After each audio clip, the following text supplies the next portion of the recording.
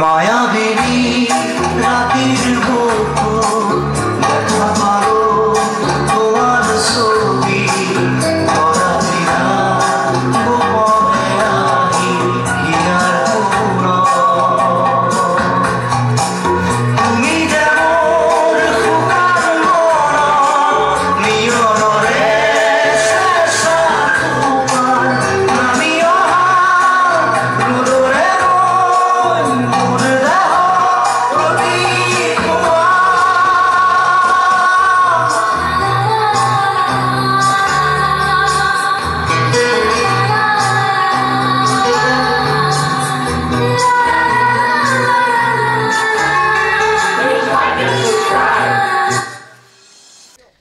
আৰু মাত্ৰ কেইটামান মুহূৰ্ত তাৰ পিছত জুবিন গাৰ্গৰ বহু প্ৰত্যাশিত ৰৈ ৰৈ বিনালে যিখন ছবি আছে ছবিখন বঙাইগাঁৱত মুক্তি লাভ কৰিব। আমি দৃশ্য দেখুৱাব বিচাৰিছোঁ জুবিন গাৰ্গৰ বাবে ইয়াতে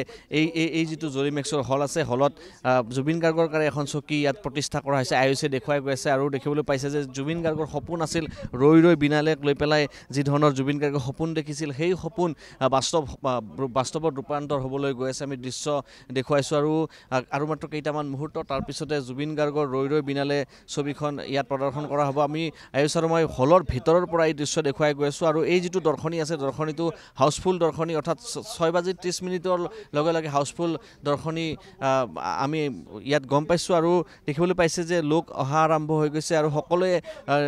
এই জুবিন গাৰ্গৰ ৰৈ ৰৈ বিনালে ছবিখন চাবৰ বাবে এক প্ৰকাৰ ইয়াতে পুৱাৰ ভাগতে ওলাই আহিছে আৰু এইটো এটা অভিলেখ সৃষ্টি কৰি পেলাই আজিৰ দিনটোত এই ধৰণে দৰ্শক আহিছে আৰু এই যিটো আছিল এই সপোনটোৱে জুবিন গাৰ্গে দেখিছিল আৰু জুবিন গাৰ্গে দেখা এই যিটো সপোন আছে সপোনটো আমি বাস্তৱত প্ৰতিফলিত হোৱা দেখিবলৈ পাইছোঁ। এগৰাকী ব্যক্তি আছে আপুনি প্ৰথম সন্মুখত জুবিন গাৰ্গৰ যিখন চকী আছে তাৰ ওচৰতে আপুনি চকী পাইছে, আপুনি সৌভাগ্যৱান বুলি ভাবে নিজকে এই মুহূৰ্তত? নিশ্চয় আজিৰ সময়ত অসমৰ 1 নম্বৰ চিটিজেন, অসমৰ এজনে ভগৱান, অসমক চিনাকি দিয়া বিশ্বত পৃথিৱীৰ প্ৰতিখন দেশৰ পৰা জুবিন গাৰ্গক চাৰ্চ কৰিছে হু ইজ জুবিন গাৰ্গ, তাৰপিছত হয়তো অসমখনক চিনি পাব। গতিকে আমি গৌৰৱ যে জুবিন গাৰ্গে এনেকুৱা এটা কৰি থৈ গ'ল অসমখনক আৰু অসমৰ কাৰণে জ্যোতি বিষ্ণু আপোনাৰ ভূপেন হাজৰিকাৰ পিছত জুবিন গাৰ্গে হৈছে একদম অৰিজিনেল হিৰো অসমীয়া কালচাৰেল ডিপাৰ্টমেণ্টৰ কাৰণে। জুবিন গাৰ্গে অসমীয়া আৰু অসমীয়াবাদ কৰি গৈছে, সেইকাৰণে অসমৰ কাৰণে প্ৰতিজন মানুহৰ কাৰণে হৃদয়ৰ মুঠু জুবিন গাৰ্গ। আৰু এই চিনেমাখন আমি যেতিয়া চাব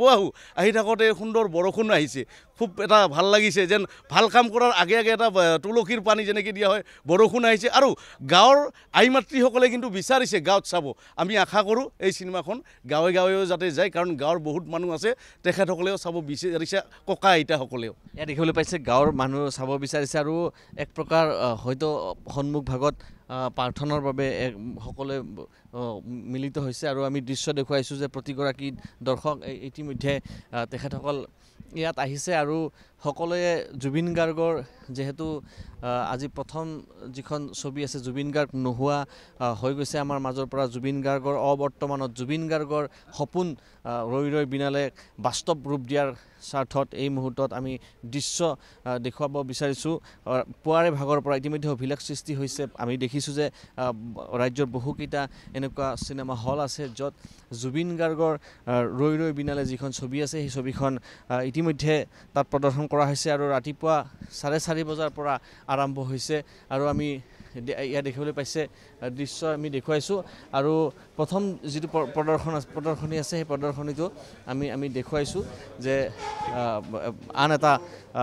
যিটো OD1 আছে 1ত প্ৰদৰ্শন কৰা হ'ব। আমি দৃশ্য দেখুৱাব বিচাৰিছোঁ আৰু এই ধৰণে সকলোৱে প্ৰৱেশ কৰিছে আৰু প্ৰৱেশ কৰি পেলাই জুবিন গাৰ্গৰ এই যিখন ছবি আছে ছবিখন চাবৰ বাবে হেতা ওপৰা কৰিছে। আমি ভিতৰৰ পিনে আমি যাবলৈ যত্ন কৰিম আৰু ভিতৰৰ পিনে গৈ পেলাই আমি দৃশ্য আমি পুনৰবাৰ দেখুৱাবলৈ আমি যত্ন কৰিম। বৰষুণ আছে, বৰষুণৰ সমান্তৰালকৈ জুবিন গাৰ্গৰ যিটো আবেগ আছে, জুবিন গাৰ্গৰ যিটো ঢৌ আছে সেই ঢৌটোও কিন্তু ইয়াত প্ৰতিষ্ঠা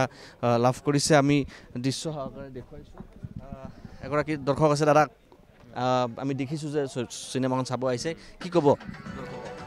জুবিনৰ চিনেমা এতিয়া আজি টিকট নাই, ফাৰ্ষ্ট শ্ব' এতিয়া মই পালোঁ, কিবা কাৰণত চালোঁ। এতিয়া নেক্সটত মোৰ মিছেজো চাব, মোৰ ল'ৰাও চাব, মা দেউতাকো দেখুৱাম। তো জুবিনৰ প্ৰথম ছবি এটা আৱেগ ভৰা মন লৈ চাব ওলাইছোঁ। তো তো চবকে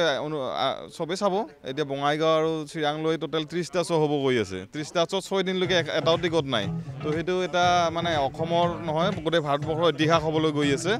তো চাইছোঁ এটা দুখ ভৰা মনেৰে এতিয়া চাই লওঁ আৰু নিজেও চাইছোঁ ঘৰৰ প্ৰতিজন সকলোৱে চাব কাম হয় সকলোৱে চাব লাগে আৰু দাদা এগৰাকী আছিল তেখেতে উল্লেখ কৰিছে আৰু দেখিবলৈ পাইছে ইতিমধ্যে ছবি আৰম্ভ হোৱাৰ বাবে মাত্ৰ কেইটামান মুহূৰ্ত বাকী আছে আৰু দৰ্শকৰ এয়া পুৱাৰ ভাগতে যি হাউচফুল যিটো ইয়াত হলত হাউচফুল হৈছে আমি সেই দৃশ্য আয়ুষে দেখুৱাই গৈ আছে আৰু এটা কথা আমি উল্লেখ কৰিব বিচাৰিছোঁ যে পাইৰেচিৰ পৰা বিৰত থাকিব লাগে পাইৰেচি যাতে নহয় সেই কথাটো ইয়াতে সকলোৱে চকুৰ আগত ৰাখিব লাগে এজন যুৱকক দেখিছোঁ কেনেকুৱা ছবিক লৈ পেলাই ভাল লাগিছে আজি জুবিনৰ এটা সপোন আছিল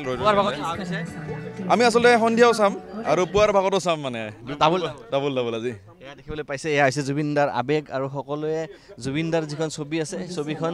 যেনে তেনে চাব লাগে আৰু সকলোকে দেখুৱাব লাগে ব্যৱস্থাপনা যথেষ্ট আমি দেখিছোঁ স্বত্বাধিকাৰী আছে জলি মেক্সৰ স্বত্বাধিকাৰী ছাৰ স্বাগতম জনাইছোঁ আমি দেখিছোঁ যে হাউচফুল প্ৰতিটো দৰ্শনী হাউচফুল থাকিব এইকেইদিন থাকিব একদম হয় গোটেই অলৰেডি হৈছেই কিয় লগোৱা হৈছে জুবিনদাৰ হয় আমাৰ ফালৰ পৰা এটা সন্মান প্ৰদৰ্শনৰ ব্যৱস্থা কৰিছোঁ এটা চকী এখনত আমি জুবিন গাৰ্গক ৰাখিছোঁ জুবিন গাৰ্গৰ এটা ভাল কথা আছিল তেখেতে মানে চকীত নবহিছিল ফ্ল'ৰতে বহি গৈছিল মই এবাৰ এয়াৰপৰ্টত লগ পাইছিলোঁ ওচৰতে আছিলে আহি পেলাই ঘপক কৰি বেলেগে বহি আছে কিন্তু ঘপক কৰি আহি পেলাই ফ্ল'ৰত বহিছিল তেনেকুৱা এটা ছবি ৰাখিছোঁ আমি তাত মাটিৰ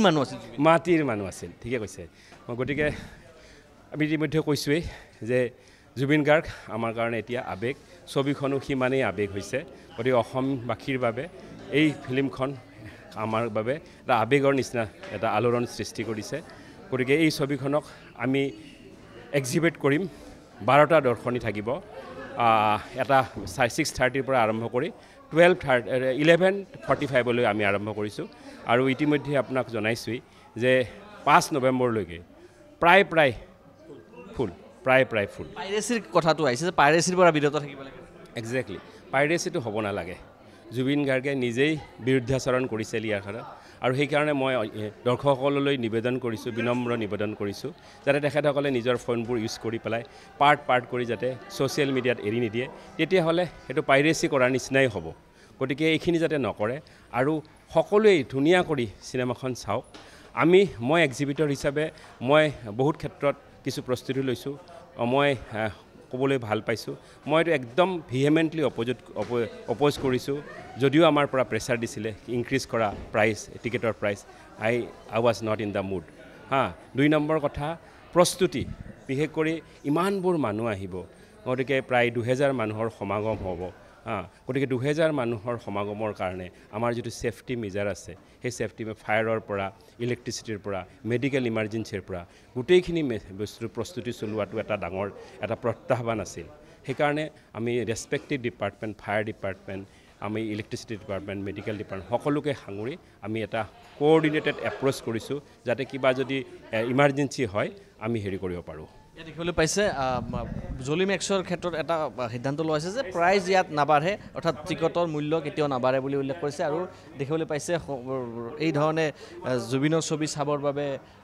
সকলোৱে হেতা ওপৰা কৰিছে আৰু এই দৃশ্য আমি দেখুৱাই গৈ আছোঁ বঙাইগাঁৱৰ জলি মেক্সৰ পৰা আৰু এই ধৰণে ৰৈ বিনালে লৈ পেলাই যি উৎসাহ বঙাইগাঁৱত দেখিবলৈ পোৱা গৈছে সেই দৃশ্য আমি দেখুৱাবলৈ যত্ন কৰিছিলোঁ আমাৰ ND24 দৰ্শকসকলক